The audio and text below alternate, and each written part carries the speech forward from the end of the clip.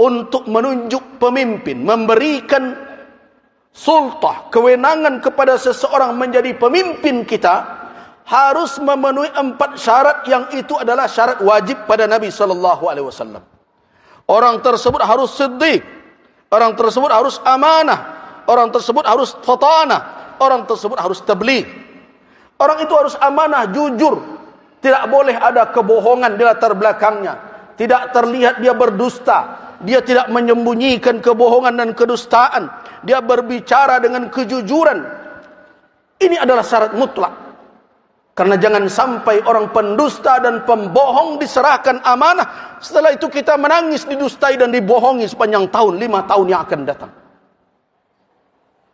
Yang kedua, orang itu harus amanah.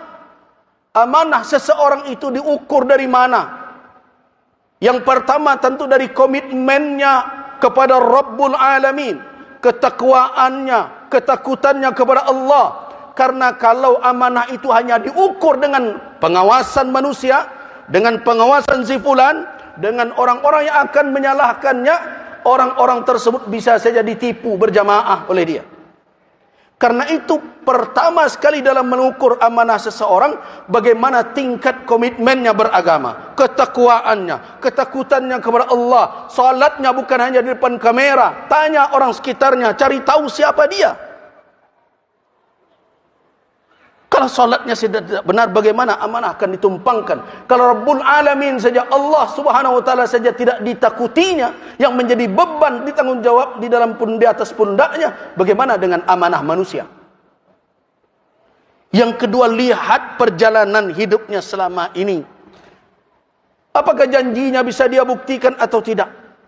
Kalau tidak, jangan berkeras juga karena baju saya ini, karena kelompok saya ini, saya mesti begini juga. Hati-hati wahai ibadallah. Setiap kita memberikan kewenangan dan amanah, wala itu tidak selesai hanya dengan keluar di tempat pemilihan itu, tapi akan dipertanggungjawabkan kelak sampai di hari kiamat di hadapan Allah Subhanahu wa taala. Hati-hati.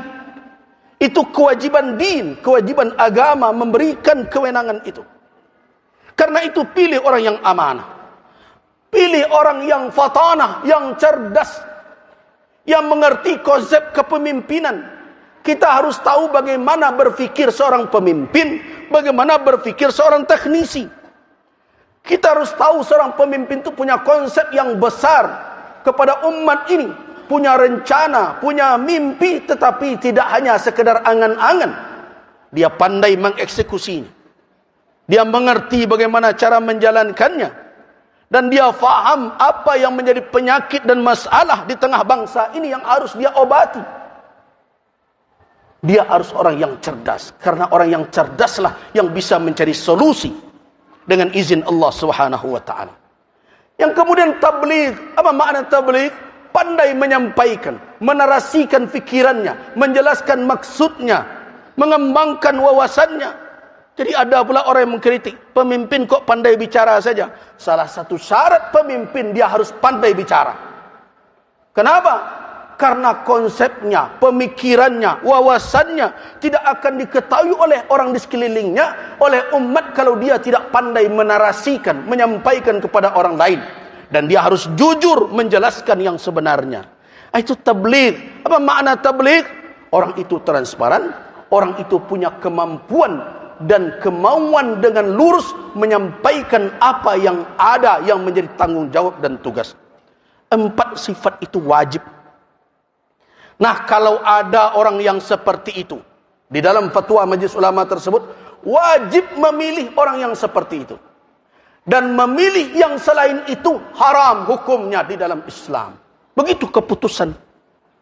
Nah, hari ini saya sampaikan, Allah Subhanahu wa taala menjadi saksi dalam khutbah ini. Allahumma fashhad, ya Allah saksikanlah, saya telah sampaikan kepada umat di negeri ini, kita akan dipertemukan oleh Allah Subhanahu wa taala. Saya lepaskan tanggung jawab saya hari ini, saya telah ingatkan umat khusus di Masjid Muhsinin ini, kalau ada orang yang memenuhi atau mendekati standar yang itu, maka wajib memilihnya dan memilih yang lain padahal ada orang yang memenuhi kriteria tadi, haram hukumnya.